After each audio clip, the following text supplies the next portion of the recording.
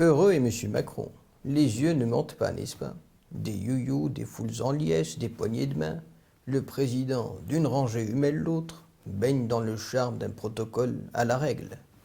Plus que des mains, des poignées de cœur, des poignées de sourire, un Maroc de plus de 1000 ans, à la fois solennel et populaire.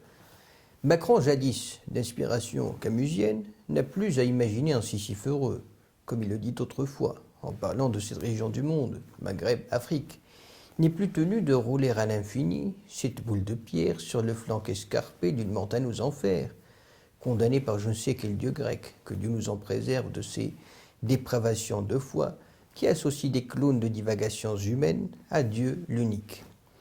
Je ne dis pas que cette boule, châtiment, soit algérienne, comme je ne dis pas que l'expression « c'est excessif » devenue insignifiant de la bouche de M. Macron fut en ce temps à l'adresse du voisin de l'Est, mais c'est tout comme. Le voisin eut droit à une allusion à peine voilée au Parlement. M. Macron alignait et la France sur la position inébranlable du Maroc quant à son Sahara. Le plan 2007 proposé par le Maroc aux Nations Unies n'est plus une base pour parvenir à une solution politique, ne vous en déplaise, messieurs, cailloux dans la chaussure, mais la seule base. Et de rajouter, équilibre diplomatique oblige, quoique vain, cette position n'est hostile à personne. En d'autres mots, n'est pas hostile à l'Algérie.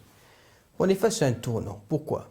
Des langues, bonnes ou mauvaises, pensaient jusqu'alors, à tort ou à raison, que l'Algérie n'est que de volonté française et que, si l'Algérie nous enquiquine, c'est à cause de cette France mesquine. Faut revoir le foyer de ses jumelles, comme aimait à répéter feu le roi Hassan II, car l'Algérie, de par le rappel illico presto de son ambassadeur, suite à l'appui de la France au plan d'autonomie quant au Sahara, est mise à nu, et que derrière l'Algérie, semble-t-il, il n'y a que l'Algérie elle-même. Puisse Dieu calmer sa rage intempestive en tout point injuste, mais l'on est un jour de fête. La réconciliation maroco-française vient de confirmer le constat de feu le roi Hassan II. Les relations entre la France et le Maroc ont toujours été ce qu'ils ont été, traduisant par là des nuages momentanés entre Paris et Rabat qui finissent par faire leur chemin. Un jour de fête où la France rend justice à son vieil ami qu'est le Maroc, et où le Maroc est marocain, fidèle à la promesse de le roi, le Sahara est le prisme à travers lequel le Maroc considère ses relations à l'international, rend à cette France des causes justes un regain de confiance sans rancune aucune.